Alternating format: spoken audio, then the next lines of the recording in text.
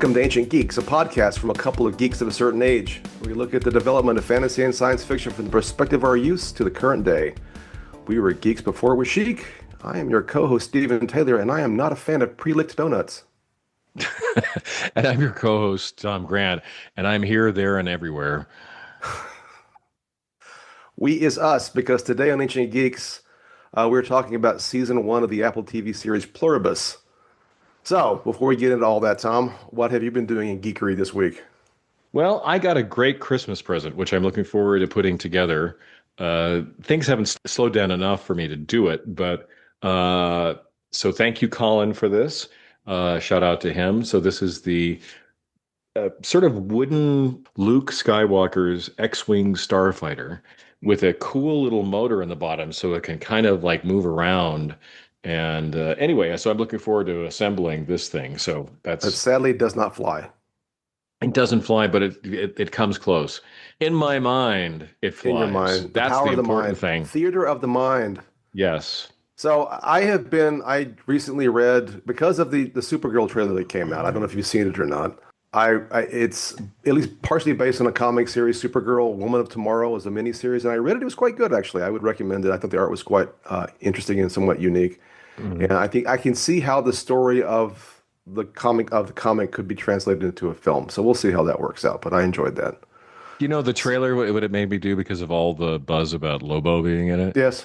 It implanted in my head, and it took me a whole day to get it out. There was an episode of The Simpsons where Homer is extolling the virtues of a really mediocre TV series, Sheriff Lobo. He just keeps saying, Lobo! Lobo. Yeah, Lobo is actually not in that comic. The only Lobo interaction that I'm aware of, I think it was DC Comics Presents, but it was maybe in the 90s, and George Perez did the art. And it's Supergirl in space with Lobo, at least for one issue. Mm-hmm. I don't know if that's the inspiration or not, or something that I'm unaware of. I do think that Jason Momoa is much better cast as Lobo than he ever was as Aquaman. Yeah, it's certainly conceivable he would do a better job as Lobo. Well, it's conceivable he would do a better job as anything than Aquaman, but I think as Aqua Bro, you mean? Aqua Bro. Anyway, we won't go down that pathway, that rabbit hole. We got lots to talk about. So those movies gave me a headache, by the way. The Aquaman movies? The Aquaman movies. I only watched the first one on a plane and on a transoceanic flight just to keep myself occupied. And even then, I'm like, I don't know, man. Well, I watched the first one, and then, you know, it's just, again, you're looking for things to watch or put on when you're doing something else, like wrapping Christmas presents or whatever. Anyway, and I just got 5 minutes into it, and I said, no. Yeah. No, that was a mistake. No. I will not enjoy this movie. So if we're picking theme music that we can't afford to license, what's your song of the week? Mine is Everyday People by Sly and the Family Stone, which I love this song already, aside from its aptness for what we'll be talking about. So that was an easy pick for me. How about you? Excellent. Come Together by the Beatles. Excellent. Also. Yeah. So anyway. we should make our spoiler alert now, don't you think? Well, no, we're gonna take a whole 30 seconds because there's not a whole we can say, which is to say, what is your spoiler-free pitch for this show if you haven't watched it? Yeah. And then we'll hit the spoiler territory. Because we're going to spoil everything. It's impossible not to. Right. From the moment you talk about the first episode all the way through the end, we're going to spoil the hell out of this. Yes. I'm sorry. Yes. So listeners, enjoy this if you've seen the whole series or if you've seen part of it and you don't care about how it ends in the first season. Or if you're not going to watch this and you just want to hear two people with differing opinions about the show. Fair. So what's your spoiler-free pitch? A science fiction series created by Vince Gilligan. I think that's pretty close. I think I would only add, I think from my point of view, it's a character-driven science fiction program that is a bit of a slow burn, and we'll talk about what that may mean. Starting, I think that's pretty much now. I think that if you like.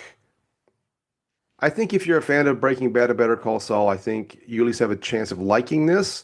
Whether you love it or not, we'll find out.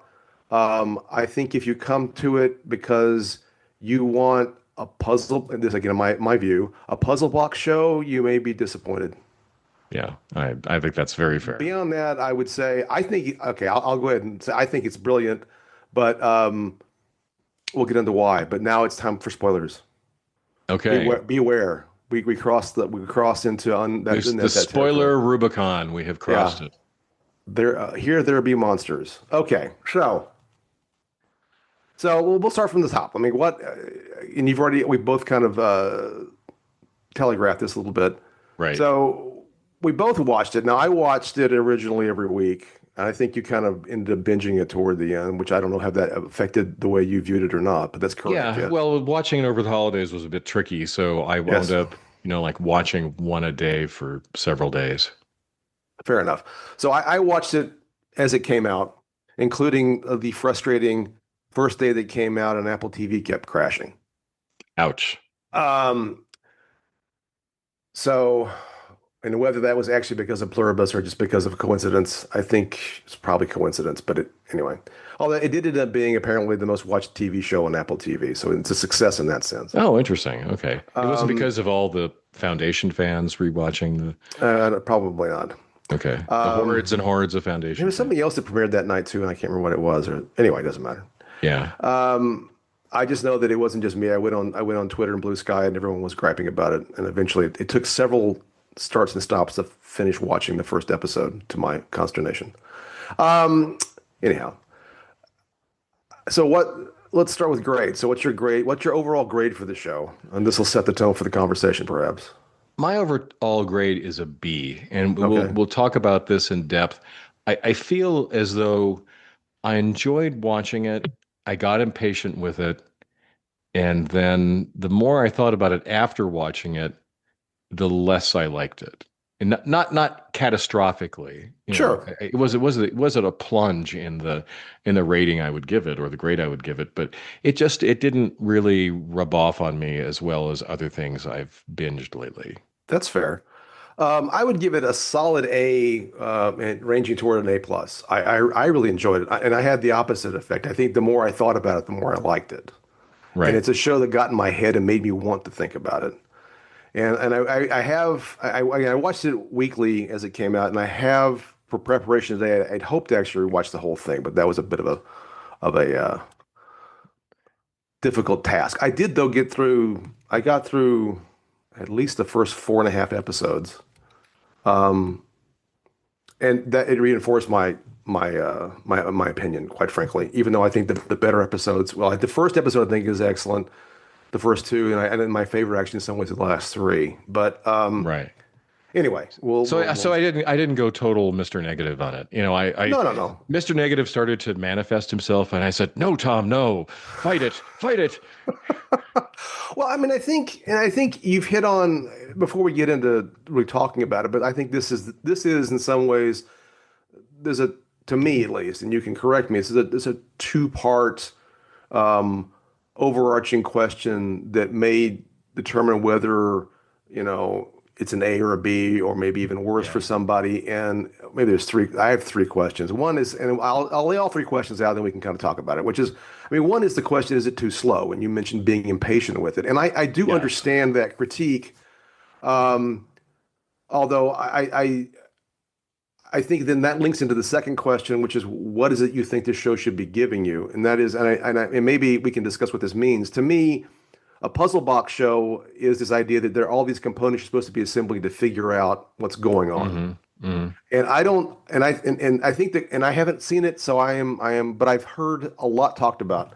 I think Lost is the show that people talk about in this way. In some ways, Battlestar Galactica, the remake, fits into this thing that there's Oh, like absolutely. something going on, and we're going to learn all these clues, and at the end of the day, we're going to have this. The puzzle can be assembled, and part of the fun is trying to figure it out as you go, right? Right. And so, in those contexts, the ending is is incredibly important to determine how much you was successful or not, because did the puzzle you thought you were looking at manifest, right? So Right. I Well, so would, the term comes, I believe, specifically from J.J. Abrams and kind of his philosophy probably so.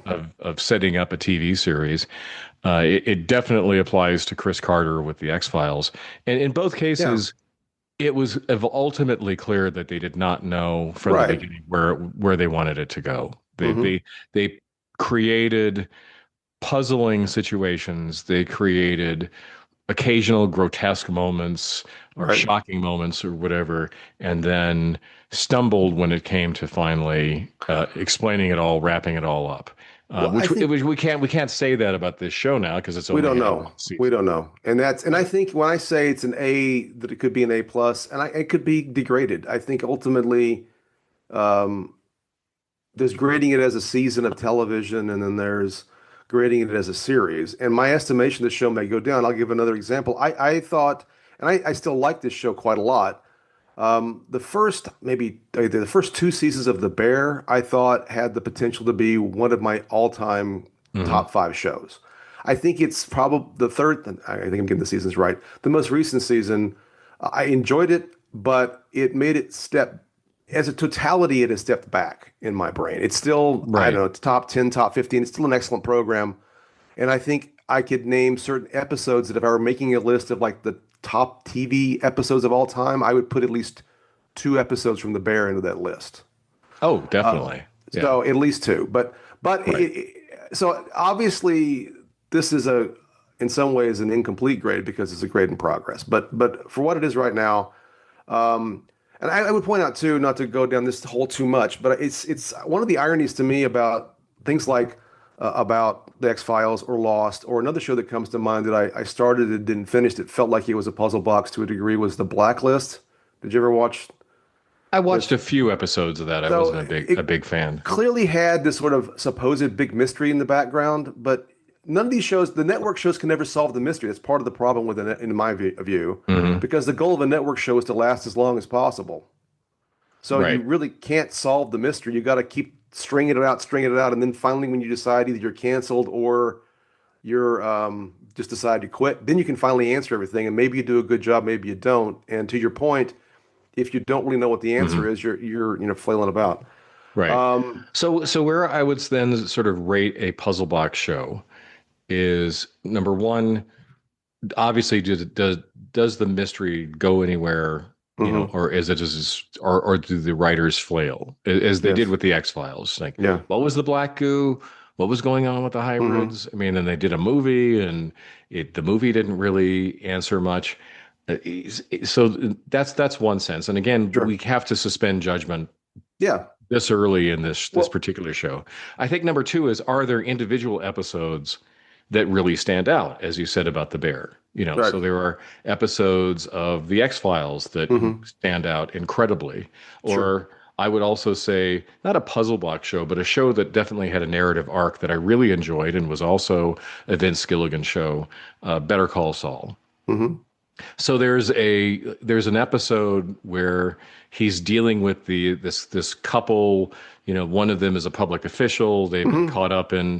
Yeah. in some corruption. Anyway, that was a wonderful episode, Hmm. and on all levels, the acting, the Sure. writing, the cinematography, that really stood out for me, along with many other episodes. Sure. Saul's or Jimmy's conflict with his brother Chuck. There were Hmm. some great episodes about that. Just in this particular case, I didn't feel like the episode. There were a lot of real standout episodes like that. There were episodes that advanced the story a little bit each time, Hmm. but it didn't say, "Whoa, that was amazing" when I finished watching it. Your mileage, I think, Right. probably Right. Right. varied. I. I mean, I can take. Well, let me finish this thought though. To you, is this a puzzle box show? I think so. It's hard to tell where it's going, actually. Hmm. I think that there is the intimation of certain unanswered questions that might be important in future seasons, which we'll get to. And Hmm. in that sense, I think it's a puzzle block show. I think there's other things that made me wonder, how does this work exactly? And we haven't really said what this Right. is, Right. Right. but how does this work exactly? I don't know if that was intended to be a puzzle box. I think the puzzle is more like, what do you do in this situation, Yeah. which is not so much a puzzle box as what's the hatch in Lost or what's the Right. black goo in the X Files. Right.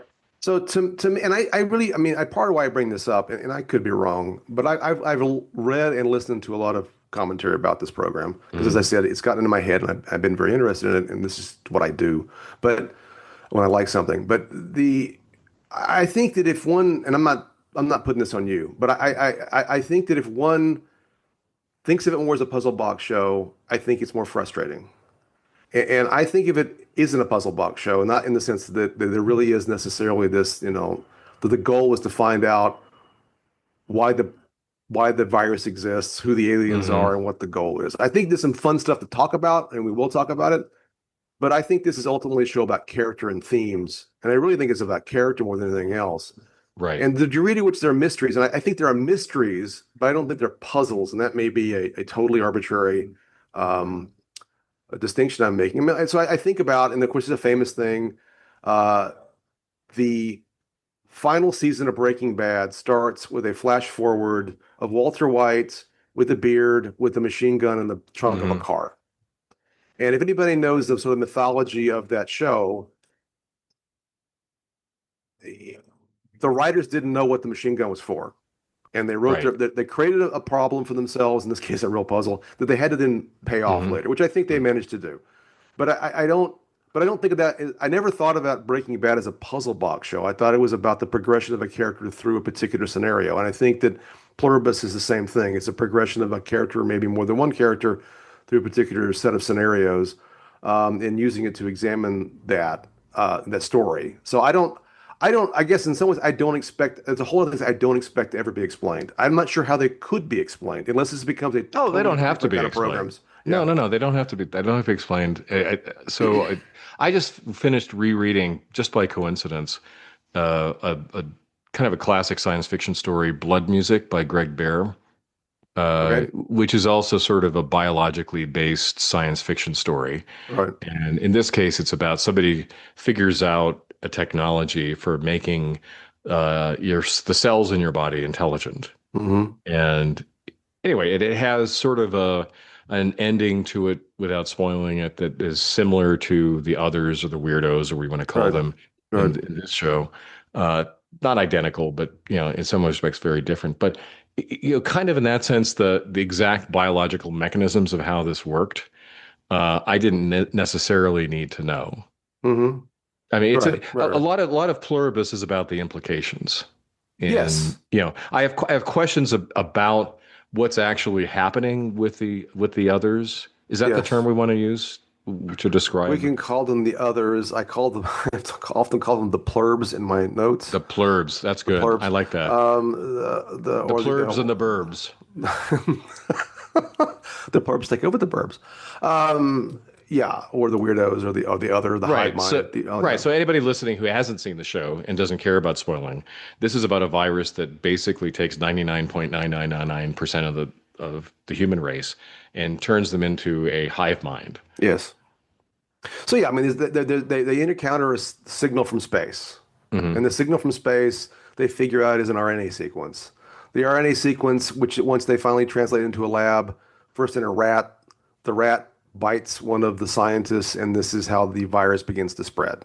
Hmm. But I will point out, by the way, from the very beginning, this is very, very important. Just like in Alien, if you don't follow procedure, bad things Right. happen. Exactly. Exactly. Though there wasn't any smoking that played a There was no major role. smoking. I don't. Oh, there was smoking in the episode though. There was smoking in the episode, but Carol and Helen both smoke right before the plurbing takes place. Um, but yeah, the woman, the scientist takes the glove off, and the rat bites her, and or the white mouse, whatever it is, right. and then it all goes from there, and it starts to spread from that point, from patient zero.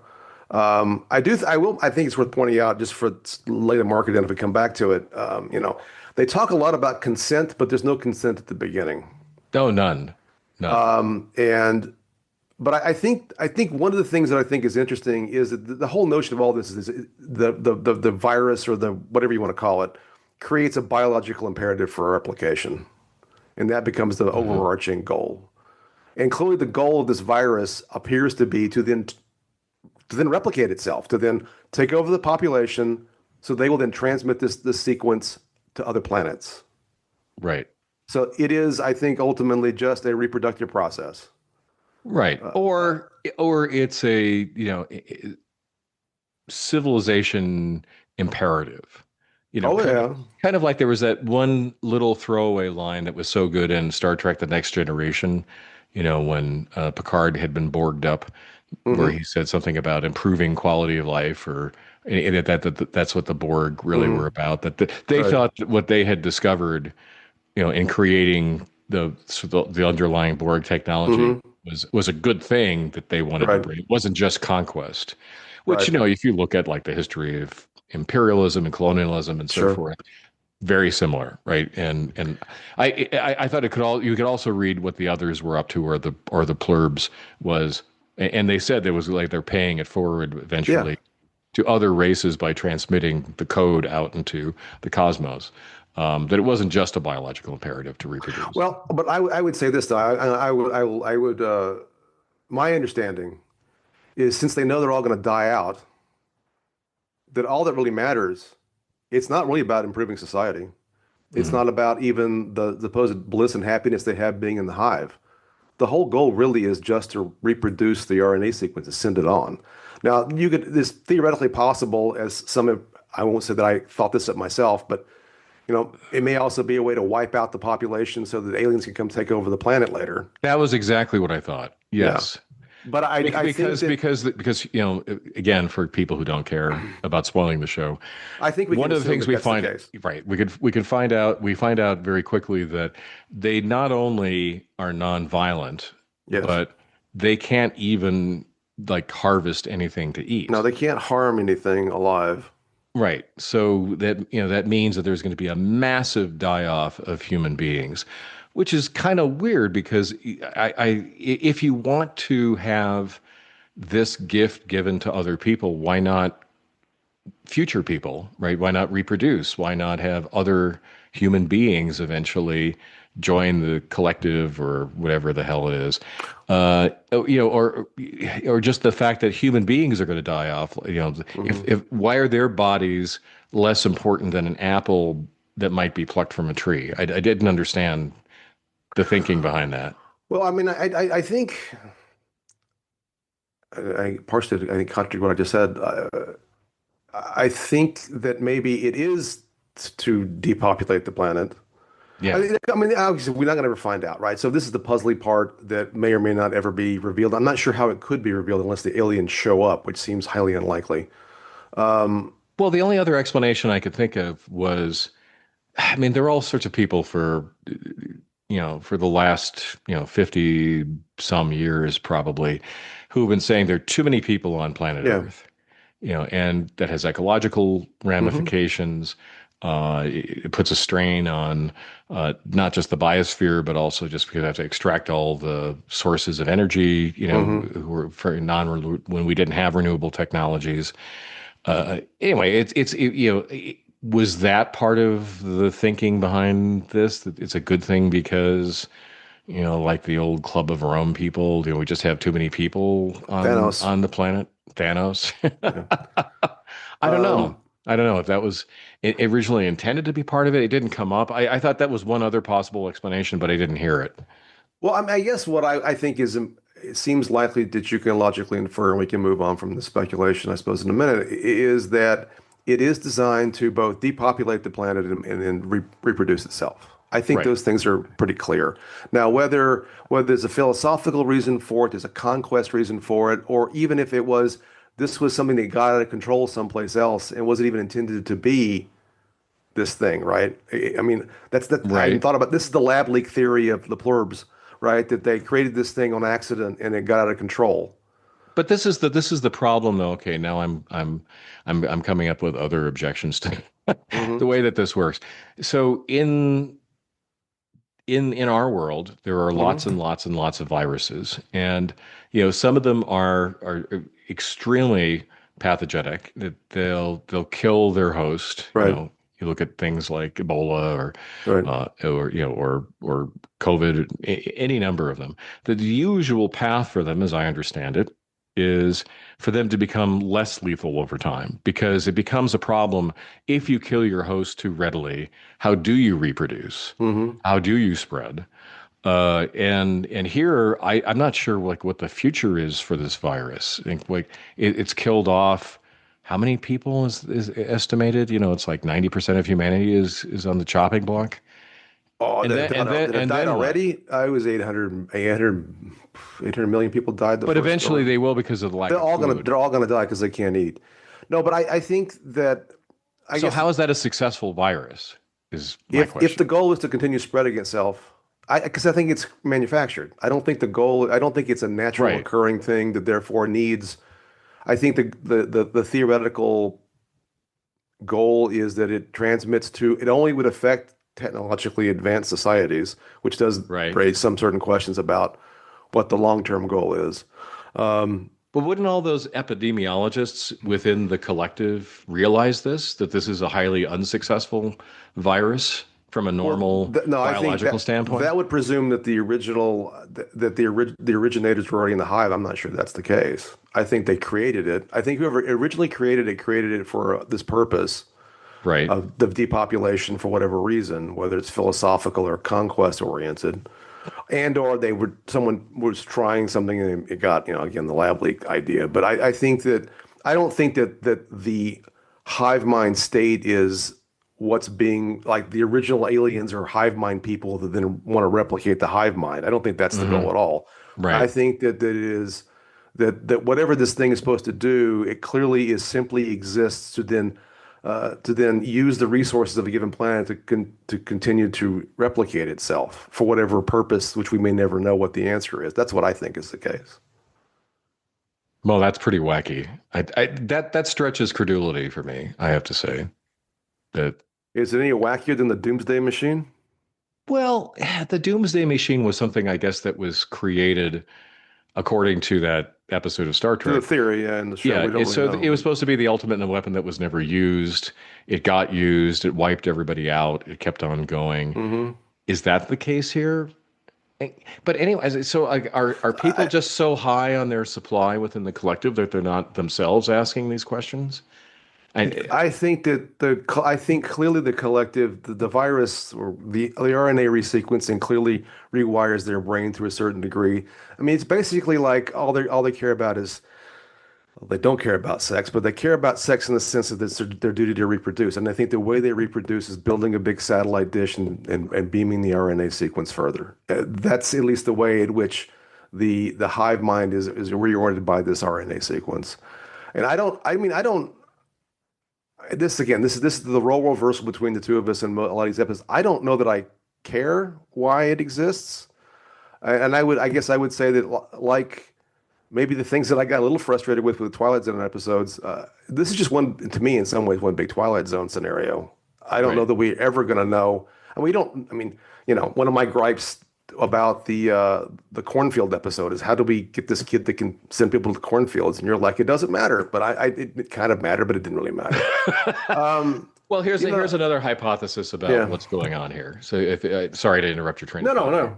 no. Uh, it could be a familiar solution to the Fermi paradox. So the Fermi paradox is kind of originally stated by Enrico Fermi, the physicist. If there's life throughout the universe, where are the aliens? Where are all the aliens?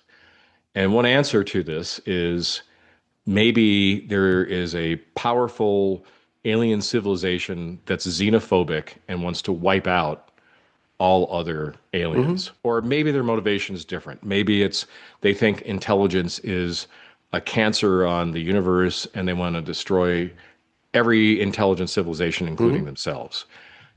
Whatever. I mean, that could be a possible solution to what's actually going on here. Is it's the like in the Mass Effect video games, the Harvesters, I think they were called. Hmm. Um, just took me a second to think of their name. Um, and there are lots of other versions of this. There's science fiction books. There's a decent series that's about this very idea that I read years ago. Anyway, that could be what's going on here too. But it seems really pathological for the people within this collective to be as happy as they are and not asking any of these questions. I guess my counter to that is clearly the RNA sequence is designed to make them behave this way. Right. So they're not really there. So, No, I think this is part of the conversation. I don't. yes. So what is the collective? Like when No, she's talking, so when the main character is talking to somebody in the collective, right. whom is she really talking to? Is she talking to the virus? Is she talking to I think she's the talking Borg to collective, the but Borg collective as biological? created by the virus, and they're shared. I mean, I think in some ways, to skip ahead to something I want to talk about later, I think in some ways this is a show that actually has a total of 14 total characters. There's the 13 immune. Well, actually, there's only 12 immune now. Right. And then there's the plurb. It's Hmm. one character. And I think, in fact, they did a pretty good job of, if you really pay attention, of treating them like one character, even though it's, from our perspective, it's hard to differentiate the fact that different people talking to us are really the same person. Right.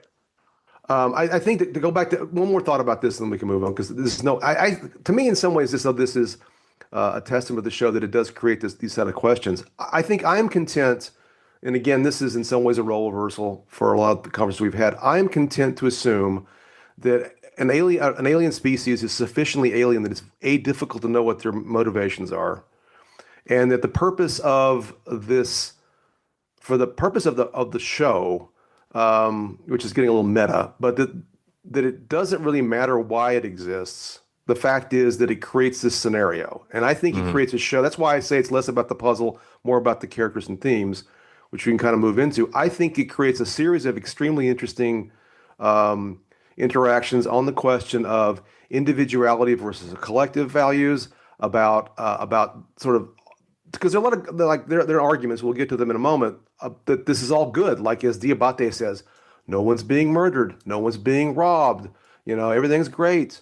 And there's a certain degree where that's true, and they claim that they're happy. And but Well, so happy also, that against yeah, they're against her will, the main character is now in the crosshairs for being converted no, into and one of them. I use claim very specifically. Right. I think they're designed to be euphoric. I question whether they're actually happy. Um, I think they're manipulative, and I think that their goal is simply to get this business taken care of. Right.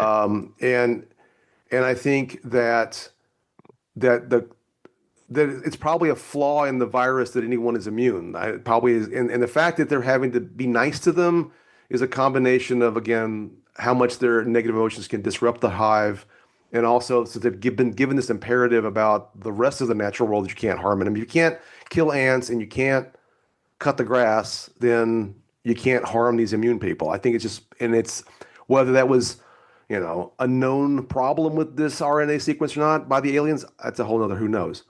But I think it's, again, individuality versus the collective. But I also think it's an interesting rumination on the fact that while individuality is a hugely important thing for us as human beings, but we're also social animals, and having to deal with this very difficult interaction where you're alone. I mean, I think there's a rumination on loneliness. I think one of my favorite episodes is when she's that one day, it's episode 7, The Gap, where at first she's just going to have her best day and just do her Hmm. thing.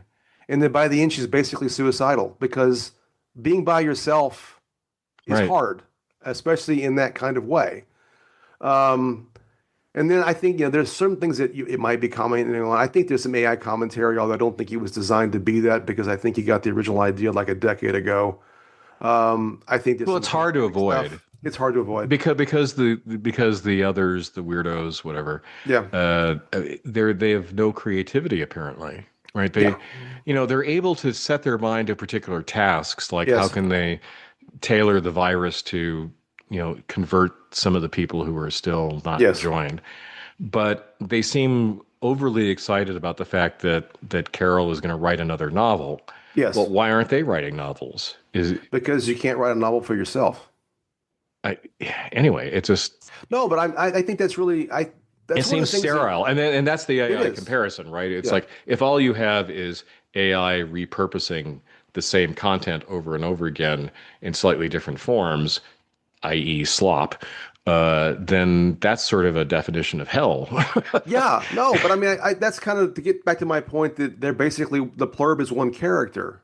Yeah. Like, I mean, we both write, um, and I can talk myself into writing for myself, but it's actually kind of hard to do. I write Hmm. because I want other people to read it, whether it's the Substack or the blog or other things that I've written. If no one would, in fact, the biggest motivation that I realize is about myself, and I don't think this is unusual.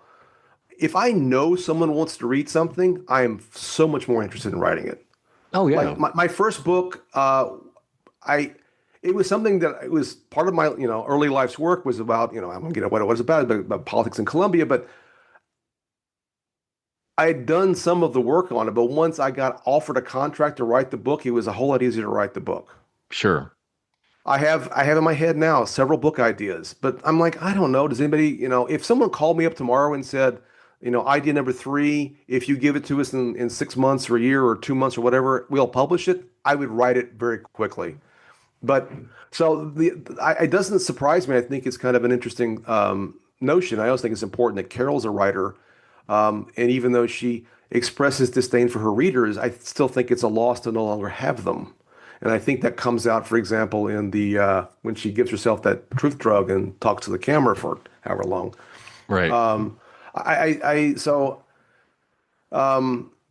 anyway, I trail off, but I think that I think the hive can't you can't how do you I mean I could take photos for myself, I can write for myself, but it's not as satisfying. And reading in a novel, the whole idea of a novel is that it's new. It's an exploration of something you don't know the story, right? If you know the story, what's the fun of it? Hmm. Yeah. Anyway, So what we're kind of saying here is that one of the central puzzles of the show is what is the experience of being part of this collective, right? We just don't know why they're happy. We don't know why they're not creative. We don't know. There's a lot of things that are oh, that are that are unanswered. see, I And they're disagree with quite. you. Oh, okay. Go ahead. I think that we their main purpose is to reproduce, and I think the reason they're not creative is because they're a single collective, and what's the point? So What's is the it just their having their I mean, this is again kind of questionable because they're distributed across many bodies, but they're just having certain neurotransmitters jolted and they feel happy. Is that it? I think that the RNA sequence is designed to make them be content, and to then force. And I think they're ultimately manipulative. So here we'll skip ahead, and we should probably talk about specific characters, but Mhm. let's start with this, and we can work backwards. So I think one of the more interesting scenes in the series is in the last episode, and so the last episode, episode 9, which is called. La Chica del Mundo, which means the girl of the world in Spanish, Mhm. right? Now, this is a direct reference to Manusos, who is this character in Paraguay who's one of the immune, who makes a harrowing journey from Paraguay to Albuquerque because of Yeah. Carol's videotapes about how to solve this stuff, and he wants to save the world. And in some ways, he is a more pure version of what Carol purports to be from the Mhm. beginning. And I think we do need to go down some of these characters, but I also think that La Chico al Mundo is this direct reference to the events that happened at the beginning of the episode with Kusamayo in the Peruvian village, right? Right. Yeah. Because she is La Chica, but then she's El Mundo when she actually Hmm. takes the Right. change. And I think that is incredibly important that all of the plurbs around her are acting like they're doing the traditional songs and they're telling her how great it's going to be and they're acting like her family and she's petting the goat and everything's great and they have this village still. But as soon as she joins, silence, none of Yeah. it matters anymore. And then she's just a worker bee. And it Yeah. doesn't, and that, it, It's a so I, Potemkin village. yeah, absolutely. Yeah. And I think everything that's happening with the immune, including Zosha with Carol, Diabate and his James Bond cosplay, Mhm. Lakshmi and her kid and her family, and the other characters whose name I can't remember right now, they're all just being convinced that things are kind of still normal. And the part that makes Manusos and Carol somewhat significant is that they don't have anybody else. I mean, Manusos is clearly already a loner and estranged from his family. And then Carol doesn't have anybody. Right. And so there's not even an illusion for a while. Like with Lakshmi, I think, who is, has their son and her husband, maybe, I can't remember. And her grandfather was there, but he got killed when Carol yelled at Zosha. Hmm. But they can at least pretend like everything's kind of normal because the plurb is willing to act out whatever needs to be until they can absorb everybody and then focus totally on their main goal. Right. And I don't even know, I question to some degree whether part of me thinks they're excited about the uniqueness of Carol writing a new Waikaro novel, and part of me thinks that's purely manipulation to keep her occupied until they can reabsorb her. Yeah. Well, they can't lie, I guess. So, But they can lawyer. yeah, they can certainly lawyer. Yes. And I think they're sincere when they say that, like with a chat bot, it's the best, Carol. It's just as good as Shakespeare. Right. And I think part of that's also reflective of the collectiveness of it all, right? Because I thought about this. If you took everybody's opinion and you dumped it into one big opinion, there are a lot of people that like a lot of crap, right? Hmm. Hmm. They think that, I mean, apologies if you fall in this category. They think that, I don't know, Survivor is the height of human performative literature on television, right? It's just the best. But I mean, but definitionally, right? Everybody thinks something is everybody. There's someone who thinks everything is the best, Right. right? So it seems logical that if you combined everyone's opinions, that they would therefore think that in fact Waikaro is just as good as Shakespeare. Does that not Hmm. make logical sense? Yeah. I mean, again, this is the central mystery. How does the collective actually work? Is it that there are people whose at least their identities are still distinct enough that there are some in there when they say we, that's referring to some subset of personalities who have been Oh, subsumed I into. think we refers to the entire collective, and Yeah. that they have the memories of Well, all that's the just it. I don't individuals. know. I can't say for sure after having watched however many Oh, so episodes I of the feel show. pretty convinced about that part. I'm less, but That's fine. anyway. Okay. Anyway, so I mean, I don't know. We have I'm just saying I don't know. It's right. not totally clear to me. I think probably your explanation is more likely than the one where they do have distinct personalities subsumed within the mega personality, but I don't know. Well, I think when this is kind of what I was referring to before. I think when if you observe the way in which they talk to her, Hmm. it is. I think it's clear. Maybe it's not clear that they're just mini mouths with the same Hmm. brain. And I think what has happened from my perspective is that all of humanity has been swirled together in one collective consciousness. I don't know how it works. It's not explained. I don't think it'll ever be explained. And I think that they can conjure the memories of individuals and they can say about what a body was named and they can play act from those memories. Hmm. But just like the TGI Fridays girl can fly the C-130, and when you're in the hospital, you see not just medical personnel, but like common people, kids doing medical stuff, that they all have the same. Or when, they're playing croquet and Josha talks about, knowing about all the muscle memory of playing croquet. They all share all this knowledge Hmm. and they can manifest. And I think they manifest. This is a theory, but I think it's textually there. They're trying to, again, Lakshmi's kid is acting like Lakshmi's kid to keep Lakshmi in line. Josha is doing what she's doing to keep Carol in line. The models in Vegas are doing what they're doing to keep Diabate in line until they can absorb them. And then, like with Kusamayo in Peru, once they're absorbed, none of it all goes away. It doesn't matter anymore. Right. Yeah. So this is like I'm kind of jumping into a question I know you had, which is okay. So based on what we know about the collective, Hmm. the others, the whatever, um, should Carol be asking questions that she's not? And Right. I think so, yes. And I think these are all reasonable questions that not just like you and I watching this Hmm. for uh, the better chunk of a day worth of hours of episodes. Hmm. But someone who's living this and thinking about it all the time and kind of, Right. bouncing up against in her opposition to it all the time, kind of questioning the how compassionate are these people? How happy are they really? I mean, there are a lot of questions. For Right. example, does the collective have fun? Right. I mean, that is such a fundamentally human characteristic. We are fun-loving creatures. We like to play games. We like to do Right. other things that we enjoy. It seems not just soulless, Hmm. in the collective, but there's enjoyment free. They Hmm. talk about how happy they are about, like, what are they happy about, right? What is it that if they're all just kind of worker bees who are Hmm. setting up Potemkin villages or sprouts or Hmm. harvesting dead people or whatever it is that needs to be done in a particular moment.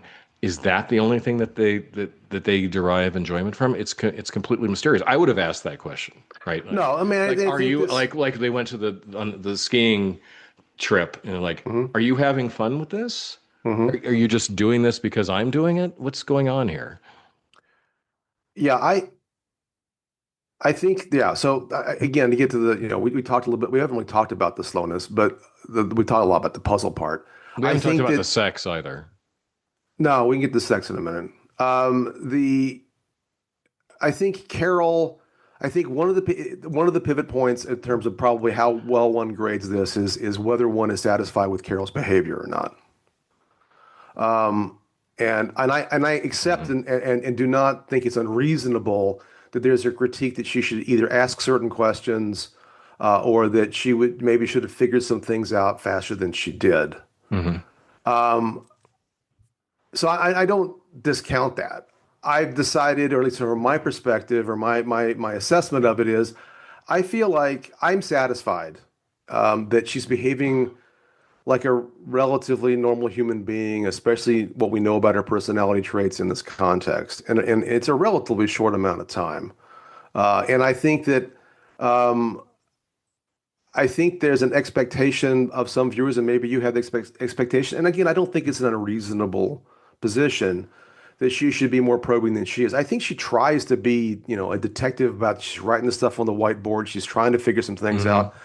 And I think that there is she's gone through a great deal of trauma. She's lost her wife. She's isolated.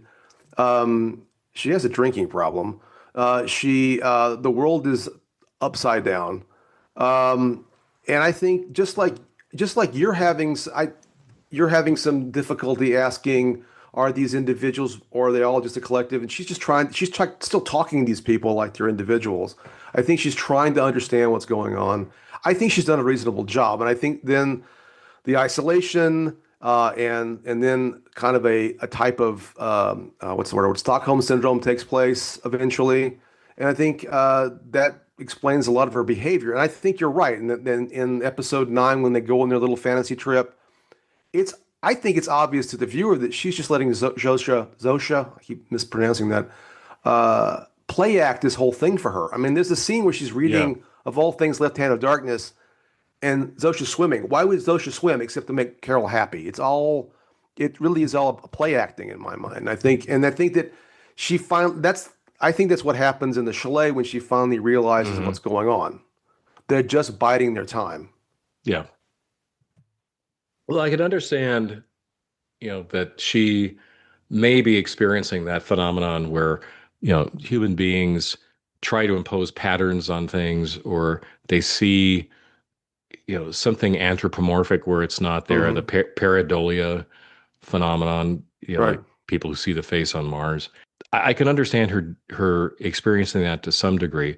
It went pretty far with her, I think, and It and, and did. well and well beyond. Like, I was imagining, like, if I'm in that situation, like, and let's get to the sex. So she has sex with Zosha, Yes.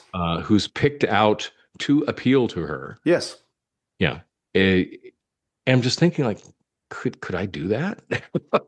It's just so like, whom am I having sex with, and what are they doing here other than just trying to do things that the collective thinks would please me, and just how awful that is. To go back to your loneliness, like, Right.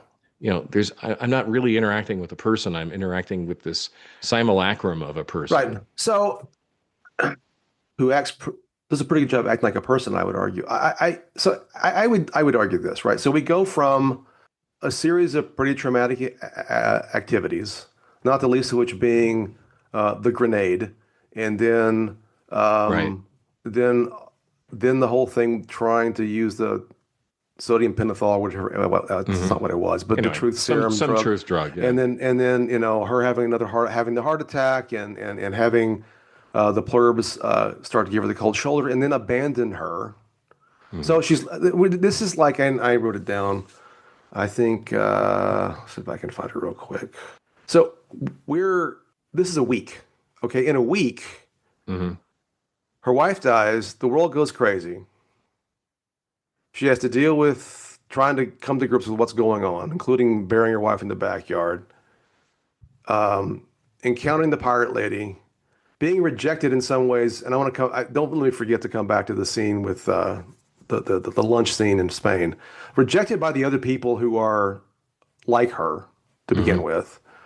And then being totally alone in a city, just totally alone. Right. That's a week. Hmm. So then she goes through this process of she starts to do some detective work. She finds out about the whole, they're eating people, the Soylent Green part of it, and then goes to Vegas, talks to Diabate. Diabate tells her, "Oh yeah, the rest of us talk, but no one wants to talk to you." Right. And when she makes some suggestion she might stay a little longer, he It's clear rejects she's her. not welcome. Yeah. So she is, and then she goes home, and she is the loneliest person in the world at that point. She tries Hmm. for, I forget the amount of time now, several weeks to just live her best life, right? She's playing golf. She's shooting fireworks. She goes, takes the George O'Keeffe painting, the original, and puts it in her house that this means so much to her. Right. And then there's a gap in time, and and she almost lets herself be killed by a firework in her front yard. Hmm. She's suicidal at this point, and that's when she decides to paint "Come Back" on the cul-de-sac. Hmm. So I think that at that point, um, the utter loneliness of all of it, the despair about all of these things, the grief, the loss is massive, right? And then you've got someone who has been tailor picked, not just like I kind of know what Tom likes. They literally know everything she wants. Right. Right. And they find the one human being in all of the world that fits this parameter. Mhm.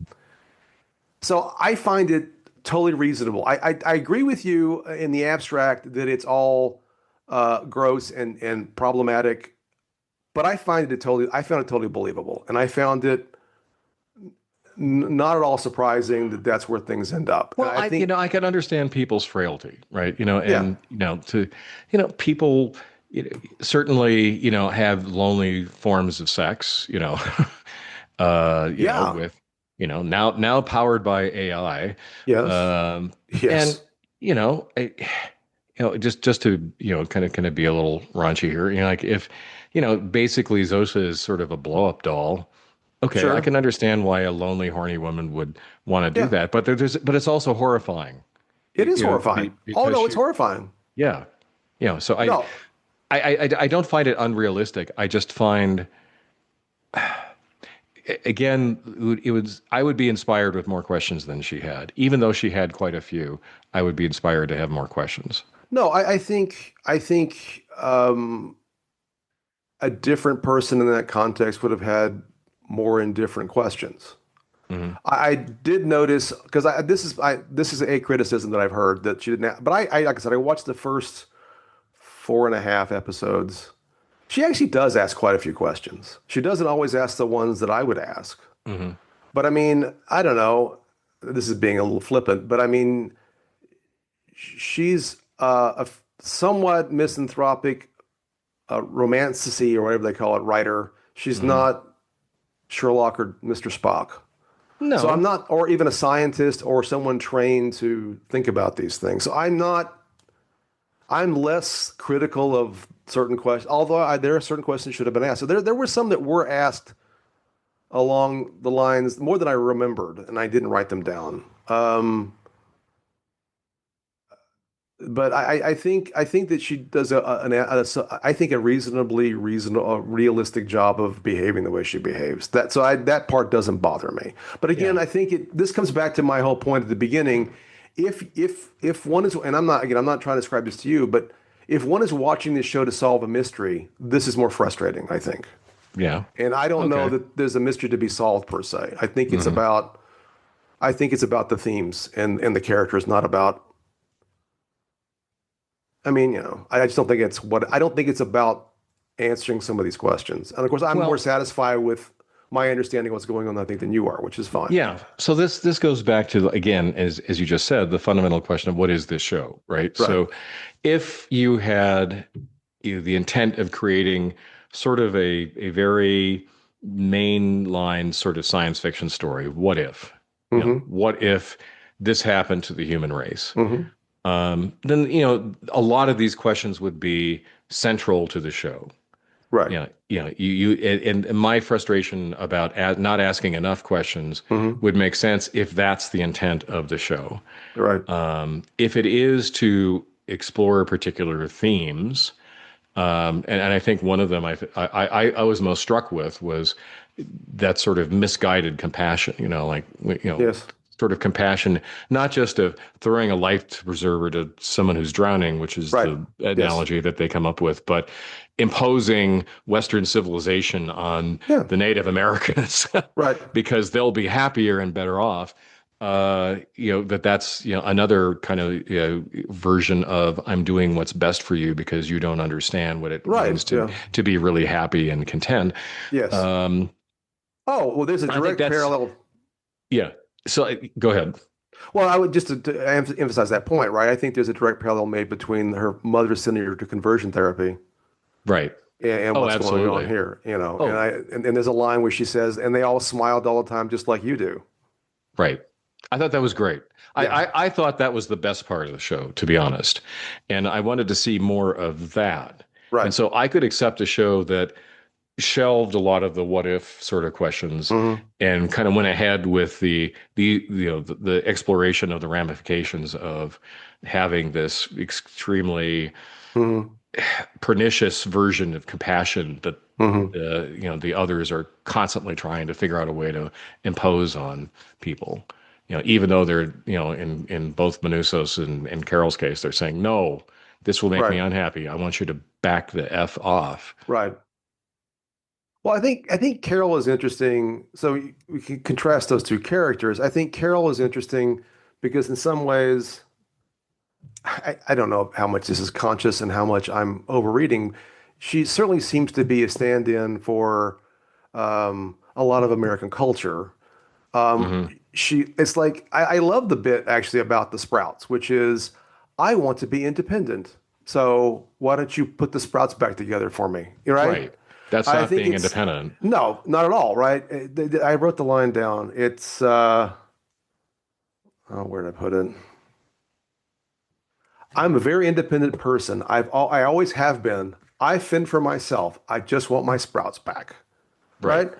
And I Boy, think is that not a encapsulation of consumerism? yes, and also an encapsulation about I think a lot of our self-image that we're really all are self-sufficient, but we're not all self-sufficient. Right.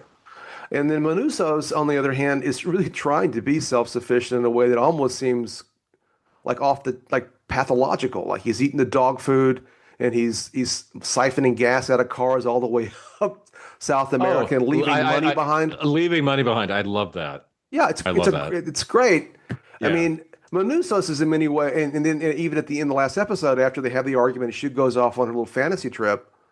Um, he's like trying to translate physics books into Spanish so he understands what's Right. it's great. He's um, and it is.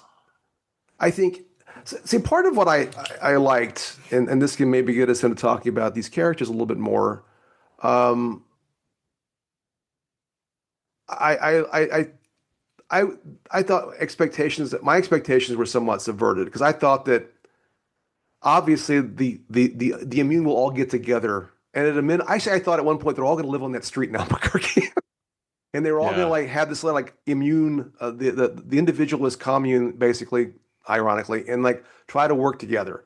That And there's a sitcom in that. there is. Yeah. Lakshmi just Weird. kind of comes in unexpectedly. That's right. It's the pluribs herbs.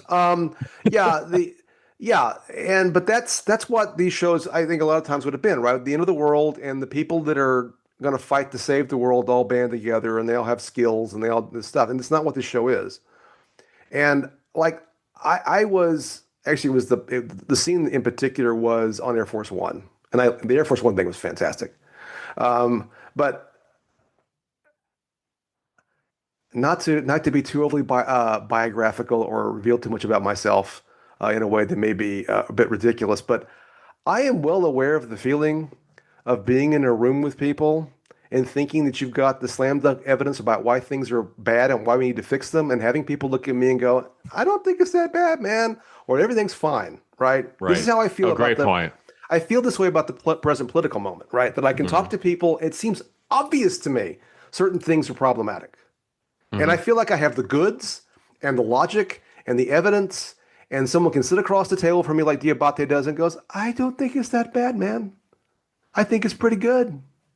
Yeah. So I Just because think you this, know things, Stephen. Come on. I know, but this is I think this is one of the reasons I fell in love. I Yeah. felt like this was all, and maybe it's why Carol not asking certain questions doesn't bother me as much. I just don't think this is your typical science fiction program about the end of the world. I think this is a rumination on human beings, and I think the Hmm. human beings are less likely to be really good problem solvers than we would like them to be, and fiction often projects them to be. So I find that's why I'm less concerned about some of the puzzle stuff, and I just think this is an interesting look at human nature. I don't know that we would be able to respond to this very effectively. And I think that a lot of people would just Hmm. go along with it. And I think Yeah.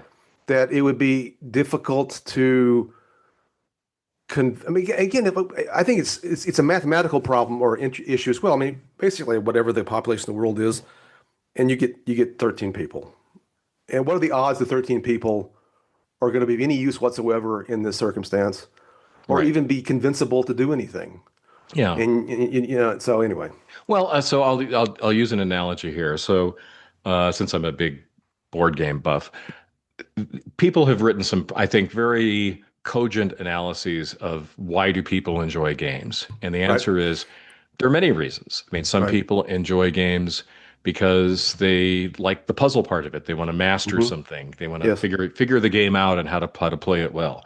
Other people enjoy the experience of being with other folks and laughing when when things go pear shaped and enjoying the hmm moments of occasional triumph.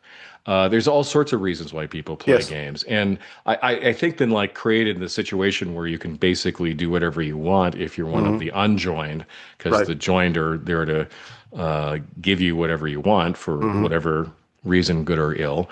I mean, they're going to have different attitudes towards that experience. They're going to have, yes, Mr. Diabate hmm just kind of enjoying his fantasy world, and then there are other people like Manusas who say, absolutely not. yes, This is not why I live. Yeah, this is yes, not what I enjoy or right. value about life. Yeah, I agree with you. There's reasons for believing that that's a very credible outcome.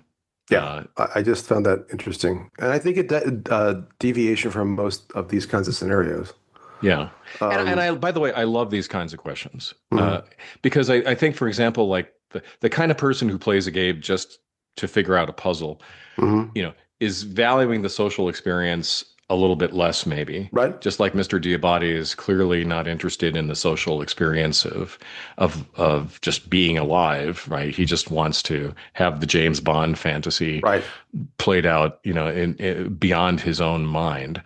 Yes. Yeah, and so that there are people who value things that make them maybe lonely, or they don't feel the sting of loneliness as much as other Right. people.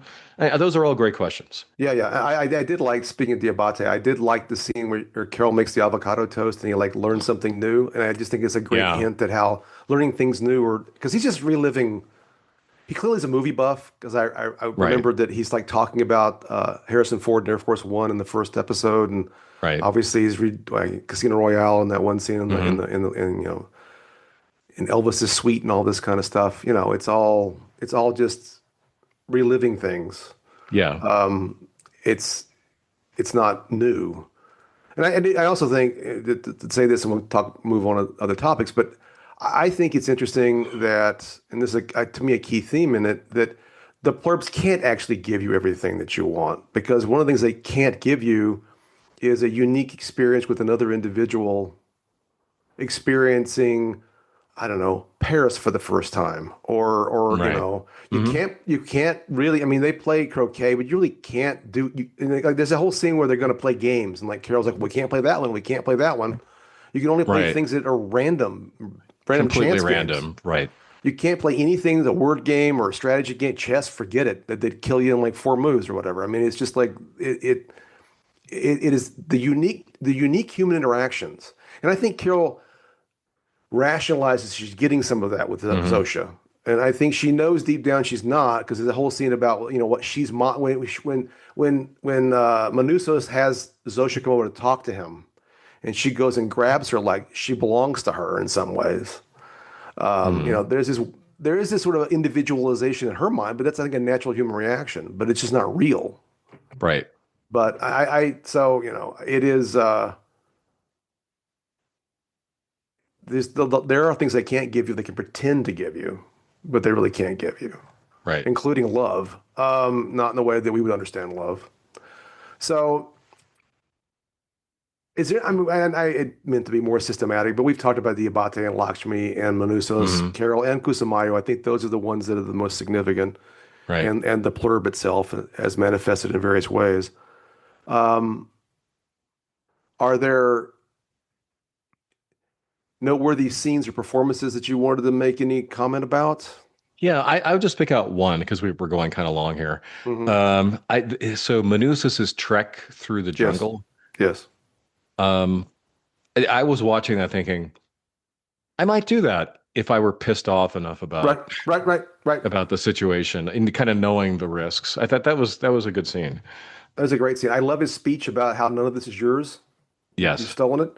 yes. And I was, even though it was quite clear that he was either going to get caught by the tree, a spider, or a snake, when he fell on the tree, I gasped. Oh yeah, definitely. Um, so yeah, I mean, I have a list of scenes, but I'm not going to go down all of them. I know that you said in your notes that you didn't think the cinematography was as good as Better Call Saul. No. I disagree, but I think that it may not be as beautiful in its totality, because although the episode you're talking about with the trip up South America, which is not actually South America, but I think that the cinematography in that episode is stunning and beautiful. It wasn't And it wasn't as stylized as in Better Call Saul because there's certainly there was this very realistic mhm. shots in it, but also there was an element of style to a lot of them I kind of found missing in this one. Like there's in Better Call Saul, there's an execution scene and Mhm. it's very blue. Yeah, And I didn't see anything like that in this show. I'm not saying it was yeah. bad. I'm just saying it No, wasn't no. nearly as good. I would list Carol's sunset scene of securing Helen's grave. I would put the fireworks scene in the cul-de-sac. Yeah, they were I good. would put the Chungapom scene. I think the scene with Kusamash joining kind of falls in this category. There's a couple Mhm. of others. I I felt bad for that goat. yeah, that goat was sad, sad goat, sad goat. They made the Um, goat sad. Isn't that cruel? that's cruel, but we don't care about goats, apparently. But they do. They can't kill goats. Well, they can't kill goats, but the goat can't get upset enough to disrupt them. So I guess it's okay if the goat's a little Okay. upset. I don't. I think they're bigots about goats, frankly. That's anti-goat bigotry. Will not stand. So a couple quick questions. Do you think that individuals can be deplurbed.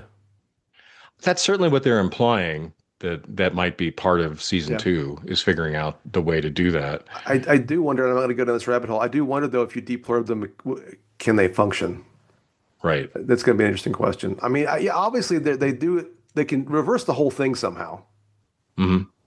So it's interesting. What do you think the atom bomb is for? I don't honestly have any idea whatsoever. What do you think? I had three theories, none of them necessarily grandiose theories. One is, and I don't know that Carol could have figured this one out. Um, but if in fact they are communicating in some way over radio frequencies, wouldn't an EM pulse disrupt that signal? Maybe. Oh, that's an interesting thought. I like Uh, that. um, the other one was just maybe pure blackmail. I just don't. If you try to absorb me, I'll blow up Albuquerque. That seems a bit of overkill, but maybe that's what it's for. Yeah. Carol's not exactly a super strategic thinker. And the other Well, I one wonder. Go ahead. is Yeah. to use it against whatever giant satellite, antenna they're trying to build. But if it's supposed to be as big as Africa, one atom bomb is not going to do it. It's not going to do it. Well, and I hope that this show doesn't devolve into, I think, one of the conceits that I really dislike about stories like this, that the if you have a hive mind or Mhm. whatever, that there has to be a central brain somewhere. Yeah. It like I remember that like the movie version of Starship Troopers. Okay, there were the brain bugs who really Mm. controlled things. Or Star Trek wrongly created a queen, Yes, I right? agree with And you. you can have distributed information systems that work just fine. Thank you very much. We live with them every day. We Right. we we encounter them practically every minute. So you don't have to have a central brain No, in this show. yeah, one of those big, literal big brain, like a big plastic Yes. brain. Yeah. Yes. No, I hope I agree with you. I think that will be bad. I don't think there's any suggestion that's the case, Right. but you're right. That would be bad. Um, and plus, I So don't it think, would be fun to have something that would be basically a nod to like 50s movies with giant brains. yeah, Since I am a fan of that's right. That's right. 50s monster movies, like the brain from Um, Planet Arrows. I do expect that some of the individuals are going to change their mind about all the situation. I'm not sure what it's going to take. Yeah. Yeah. At some point, they've got to figure out this is not what they think it is, but maybe not. I put this down mostly because it's a geeky question, but I think it's kind of fun. Will this show basically boil down to one big Tuvix conundrum, where you have to destroy the plurb to bring back That's a great question. That's the a great question. individuals? I don't have an answer. I think ultimately, I honestly, actually, I do have my answer right now. Is I think we're going to find, as we did with Kusamayo, however you say it, Hmm. Kusamayu, actually, that I think we're going to learn more and more that the hive mind is actually not what they present themselves as, Yes. and that it'll become increased. I mean, I think Carol kind of already feels that way after the whole, um, you've got my eggs kind of thing, which is something people criticize she should have figured out earlier. Which, okay, I can kind of accept that, but um, anyway, I think they may become less. There are moments in the first season where I think the hive mind that you could make an argument seems at least a little bit sympathetic. And again, Diabati Right. makes his argument. Hmm. But, and even if you accept that the HTP in the milk cartons is just being reasonable with resource gross as it is, it Right. still is a pretty big red flag, right? Um, I Well, I think there are enough things that are unanswered in this season yeah, that we'll find out either A, they're plot elements that will get picked up later right. and will become significant in kind of exposing that the others aren't really what they claim to be. Like again, like we were kind of joking about the goat, but like all these pets, right? That Hmm. like are they just let them loose and then They did. and that they're not. A lot of pets are not able to take care of themselves. Is that just Yeah. indifference to those things dying? I think it is Again, indifference. yeah, but again, they're worried about plucking an apple off a tree, but all the pets are now Right. I mean, they have a weird morality is not the right word, I don't Yeah. think, because that I presume. I think that again, and again, this gets back to speculation about what this RNA sequence really has done to them. Um, I think that there's an overall imperative, and it's to focus on reproducing the virus and also Hmm. leaving these resources behind. And that if some domesticated animals perish in this process, I don't think it's a big deal. Just like they're not like so opposed to killing that if Diabate kills the pig, they'll cook it. They just won't do it themselves. So they're precluded from this active destruction. Hmm. Um, and but yeah, that does sort of go back to the conversation before, so I won't revisit it. But anyway, um, well, as you say, we're going along. So I'm gonna say one. Is there anything else that you had to say that you haven't? Absolutely had to say, I don't Yeah, think so. I mean, I wondered if there were no season two, would you be disappointed? And I think uh, the answer is I yes. profoundly. Yeah. My actually my biggest frustration with this show is it's probably going to take 2 years before we get to the next season. That's my biggest frustration. Yeah. My biggest critique of the whole thing. Well, also how perilous all streaming shows are. Yeah, I feel like this one, thankfully, this could change. It Right. absolutely could change. But Apple TV has, to this point in time, been the one that still is in that sort of we'll just throw money at what we want to make um, Right. And not pulling the service. plug quite so randomly Oh, as definitely not. Actually, I mean, I've watched a number of Apple TV shows. There's an amazing number of shows on Apple TV that are Mhm. originals, some of which I have not watched, some have been suggested to me, and some that haven't. I also think because it was the most watched show on that platform, and I think that it will, and it's generated a lot of buzz, I think it's safe. Yeah. Yeah. I'm Um, still more eager to see the next season of For All Mankind, oh, I'm much more eager to see which this, but there's been a big gap there, and I'm kind of there's a big wondering. gap. There's also going to be a Yeah. spinoff of that about the Russians. Yeah. Anyway, that's a different discussion. I mean, I Anyway. could talk about this for hours. I loved it. I really, truly loved it. I understand some of the critiques. I'm not saying people are wrong. I think, in the sense that if it's not your taste, it's not your taste. But I thought it was beautiful. I thought Rhea Seehorn did a remarkable job in this almost by herself. Hmm. Yeah, And she's I've been amazing. impressed. And and again, this is super boring, especially in audio format. I could make some arguments about the cinematography, but we'll do that offline, Okay. and have drinks. I don't know, but regardless. So normally we do merch. That's our last question. But I mean, what kind of merch are you going to get from this show? Right. I And was thinking like the police car, yeah, you can the police car. The only thing I could think of is her book lapel. poster. That's right. A lapel pin of the petri dish with the smiley face in it. That's as Yeah. close as I could come, which is almost Watchmen-esque. So Yeah. I thought instead of that, what if you were Carol or one of the Hmm. individuals, and the plurbs are going to do whatever it is you wanted to do now in this newly converted Earth, what would you do? That's my merch question. Man, that's a tough one because I think this goes right to the heart Obviously, from the thing you of. said before, it would be having sex with all the plurbs. That's what you'd be doing. No, I wouldn't be. Uh, I think probably there would be a short period in which I'd want to kind of experience some places I hadn't been, Yes. some cities I hadn't been to, some really amazing restaurants I had never been to.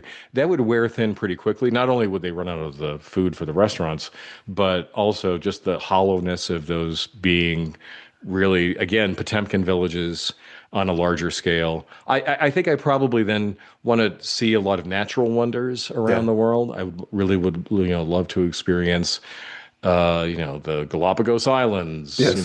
or the Amazon rainforest, or there's a lot of things out here west I haven't seen yet, and Hmm. that are within driving distance of where I live. But again, that's lonely, right? Yes. It's Yes. beautiful, it's awe-inspiring, it changes your sense of the significance of human beings in the cosmos to experience these things.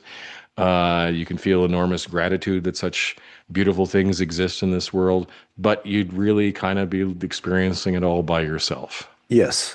So yeah, I love going to cities and I love going to Mhm. historical places, But I realized that going to cities would suck because either they would be, as you say, a Potemkin village where they're all Right. pretending to be the city, like Manhattan. I mean, if it's not full of people, it's spooky. I think I might want to go slightly just because I kind of like the spooky sometimes, but it would be like that would be depressing. Like Chicago totally emptied of people, or only the plurbs around Right. walking around. So the cities thing is out the window in many ways. Well, also I too, I mean, this is where kind of the onanistic quality of the experiences that you have yes, would be really hard to avoid feeling. So, like, since I was just in Japan, experiencing Japan was a lot of unexpected moments. yes, Unexpected moments about other people.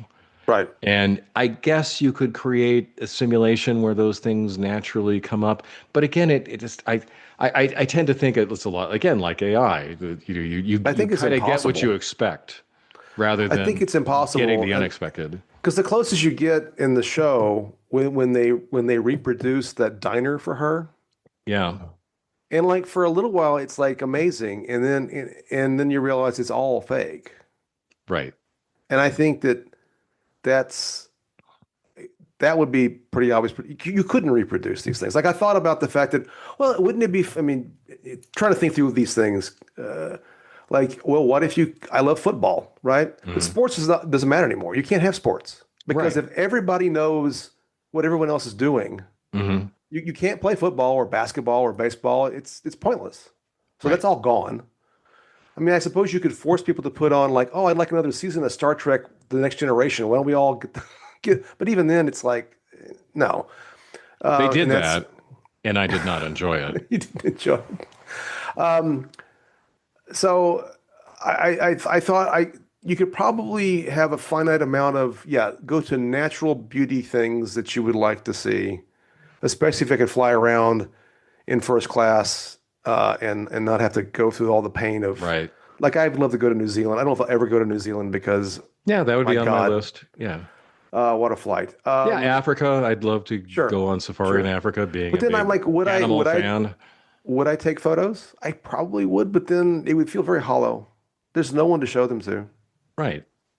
Um, and and then the other thing I would like to do, because I can do this by myself. I would not want to play golf with the plurbs. That would make me depressed because they would kick my ass.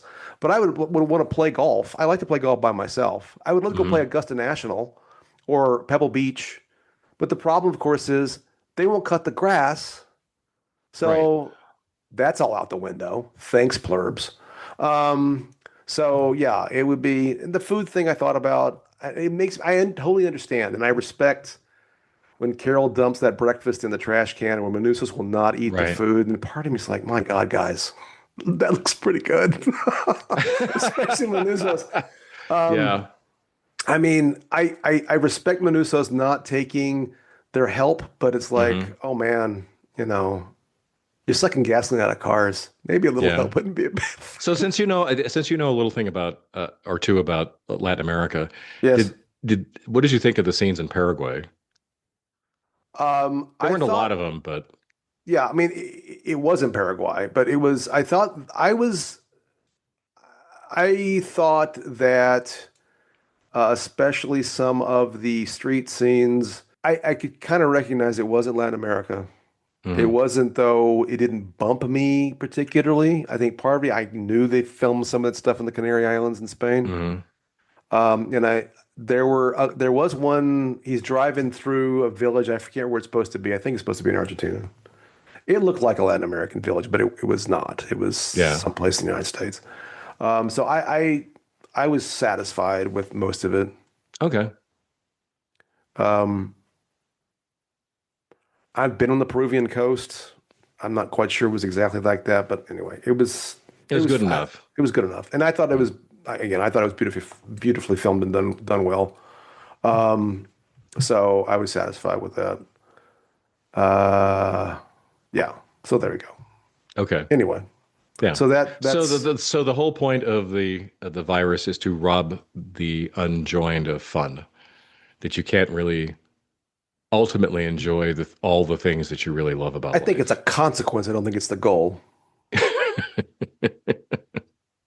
Well, we don't know. We don't know We don't know, but I think what their ultimate purpose is. that's true. I'm kidding, obviously, but yeah. I know.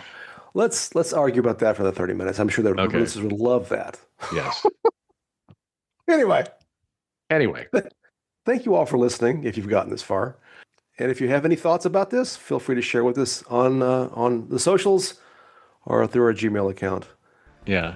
All that information is at the end of the episode. Thank you for listening. We'll see you next week. See you soon.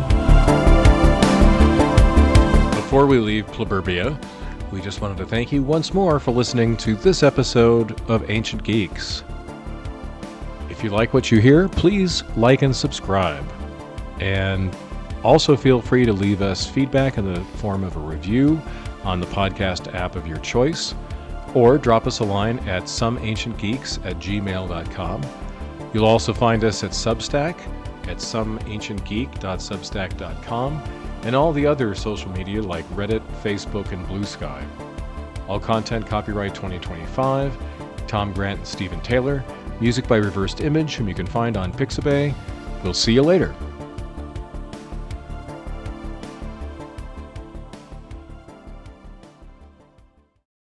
Brie, brie, brie, brie.